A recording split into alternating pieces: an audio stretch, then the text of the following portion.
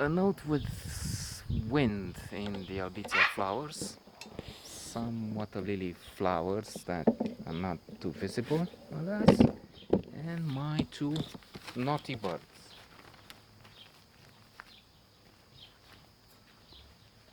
A note on the counselor, and a multitude of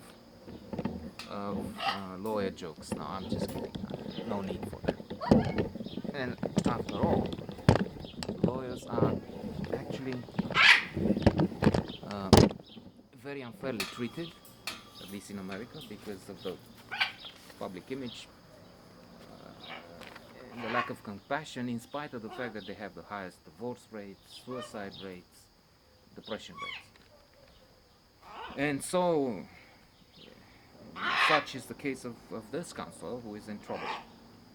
What a film this could have been in terms of acclaim, prizes, awards, I don't know, take at the box office. Only didn't happen. But I love it. I must say from upfront, I don't even know why it was not much better appreciated. I don't know. The recipe, the ingredients are there. Ridley Scott, director. Michael Fassbender on on an upwards trend. Penelope Cruz, Cameron Diaz, Javier Bardem, Brad Pitt. Uh, what more do you need? And the story is compelling. There's this counselor, the hero, Fassbender, who acts splendidly. He's entangled in this world of drugs.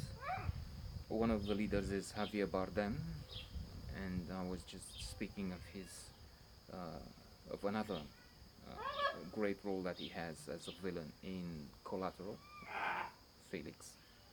And here he is, um, for me, something like a role model, a test case, the example as of how it should be, what acting should be uh, in such a case.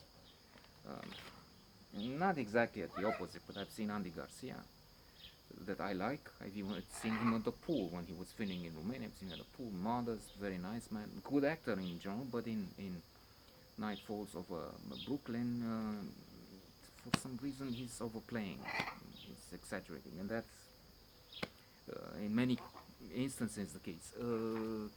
Al Pacino is doing that now in the films he's playing. He's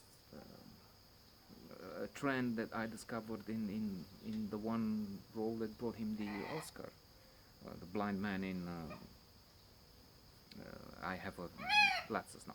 Termino ma. It doesn't let me concentrate. It's his fault. Anyway, and who I don't know. Bardem has a flamboyant, excessive character to play, and he does it brilliantly without going overboard. Without it's fabulous. It's a pleasure to watch. It's a personal opinion. Of course, I may be wrong, but it's as I will have to repeat. It's a situation where the character is outrageous, but then the play, the acting is as required centuries ago, when it was established that when if you want to be a wonderful actor, um, you don't do what we keep hearing after so many hundreds of years. People encouraging, he's in the role, he feels. No, that's not the way to do it. No, that's when you get over emotional, it becomes embarrassing to watch. You use the head. So that's what he's playing excessive emotions, but with a head. Astonishing. So to conclude, great film. A lot of outrageous incidents. I'm thinking, without giving, I will not, no spoilers. I would just say some of the barbaric things that happen in this as opposed to other films. Now it's a question of what these drug lords and then do, and they do terrifying things in real life too. Mexico, other places, behead. Anyway, and speaking of that, there's a motorcycle coming at speed, and there's a wire, and the wire does a terrible thing. Let me, since no spoiler, this is not at the end, but let me just, if you're going to watch the film, try and anticipate what happens.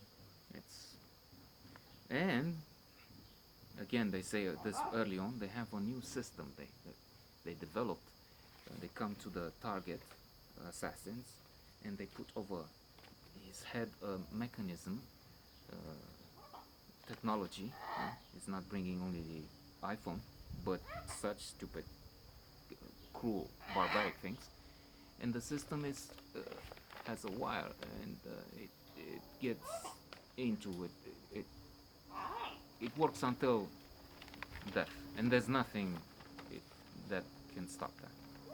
Which anyway takes not hours, but and I still feel the need to make sure I don't have something like that hanging. And there's a lot of violence and flamboyance, and I thought the film very good.